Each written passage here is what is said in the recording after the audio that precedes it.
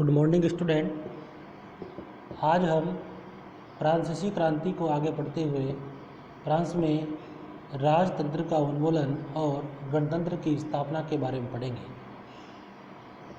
France की स्थिति आने वाले वर्षों में भी तनावपूर्ण बनी रही।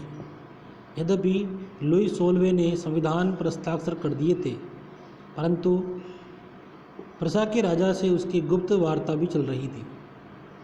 फ्रांस की घटनाओं से अन्य पड़ोसी देशों के शासक भी चिंतित थे। इसीलिए 1789 की गर्मियों के बाद होने वाली ऐसी घटनाओं को नियंत्रित करने के लिए इन शासकों ने सेना भेजने की योजना बना ली। लेकिन जब तक इस योजना पर अमल होता, अप्रैल 1792 में नेशनल असेंबली ने प्रशा एवं ऑस्ट्रिया के विरुद्ध युद्ध की घोषणा का प्रस्ताव पारित कर दिया। प्रांतों से हजारों स्वयंसेवी सेना में भर्ती होने के लिए जमा होने लगे। उन्होंने इस युद्ध को यूरोपीय राजाओं एवं कुलीनों के विरुद्ध जनता की जंग के रूप में लिया। उनके होठों पर देशभक्ति के जो तराने थे, उनमें कवि राजेंद्र दी लाइल द्वारा रचित मार्सिले गीत भी था। ये गीत पहली बार मार्सिलेस के स्वयंसेवियों ने पेरिस की ओर कूच करते हुए गाया था। इसीलिए इस गाने का नाम मार्सिले हो गया, जो अब फ्रांस का राष्ट्रगान है। क्रांतिकारी युद्धों से जनता को भारी क्षति एवं आर्थिक कठिनाइयाँ झेलनी पड़ी। पुरुषों के मोर्चे पर चले जाने के बाद घर परिवार और रोजी रोटी की जिम्मेदारी औरतों के कंधों पर आ पड़ी।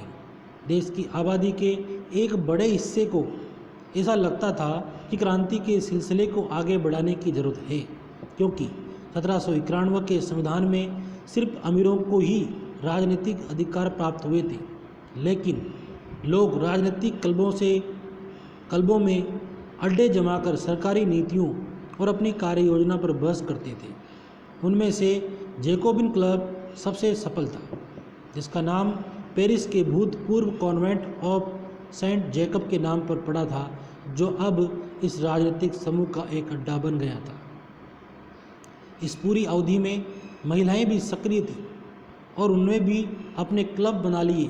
इस अध्याय के खंड 4 में आप उनकी गतिविधियों एवं मांगों के बारे में जानेंगे। जैकोबिन क्लब के सदस्य मुख्यतः समाज के कम समृद्ध हिस्से से आते थे। इनमें छोटे दुकानदार, कारीगर जैसे जूता बनाने वाले, पेस्ट्री बनाने वाले, गढ़ीसाज, छपाई करने वाले और नौकर व दिहाड़ी मजदूर शामिल थे। उनका नेता मैक्सिमिलियन रोबेस्पियर था। जैकोबिनों के एक बड़े वर्ग ने गोदी कामगारों की तरह धारीदार लंबी पतलून पहनने का निर्णय किया। ऐसा उन्होंने समाज के पेशेंप्रस्त वर्ग, खास तौर से घुटने तक पहने जाने वाले ब्रीचेस यानी घुटना पहनने वाले कुलीनों से खुद को अलग करने के लिए किया। ये ब्रीचेस पहनने वाले कुलीनों की सत्ता समाप्ति के ऐलान का उनका तरीका था। कॉन्वेंट मतलब धार्मिक जीवन को समर्पित समूह की इमारत। इसीलिए जैकोबिनों को सोकुलांत के नाम से भी जाना गया, जिसका शाब्दिक अर्थ होता है बिना घुटने वाले। सोकुलांत पुरुष लाल रंग की टोपी भी पहनते थे, जो स्वतंत्रता का प्रतीक थी, लेकिन महिलाओं को ऐसा करने की अनुमति नहीं थी। सन 1792 की गर्मियों में जैकोबिनों ने खाद्य पदार्थों की महंगाई एवं अभाव से नाराज पेरिस वासियों को लेकर एक विशाल हिंसक विद्रोह की योजना बनाई। 10 अगस्त की सुबह उन्होंने टुलेरियर के महल पर धावा बोल दिया, राजा के रक्षकों को मार डाला और खुद राजा को कई घंटों तक बंधक बनाए रखा। बाद में असेंबली ने शाही परिवार को जेल में डाल देने का प्रस्ताव पारित किया। नए चुनाव कराए गए। 21 वर्ष से अधिक उम्र वाले सभी पुरुषों, चाहे उनके पास संपत्ति हो या नहीं हो, को मतदान का अधिकार दिया गया। नवनिर्वाचित असेंबली को कन्वेंशन का नाम दिया गया। 21 सितंबर 1792 को इसने राजतंत्र का अंत कर दिया और फ्रांस को एक गणतंत्र घोषित किया।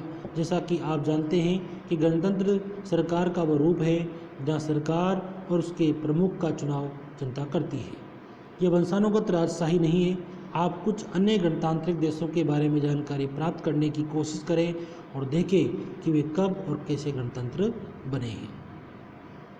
लुई 16वें का न्यायालय द्वारा देशद्रोह के आरोप में मौत की सज़ा सुना दी गई और 21 जनवरी 1793 को प्लेस टी ला कॉनकॉर्ड में उसे सार्वजनिक रूप से फांसी दे दी गई। जल्द ही रानी मैरी एंतोइनेट का भी वही असर हुआ। अब कल पढ़ेंगे आतंक का राज।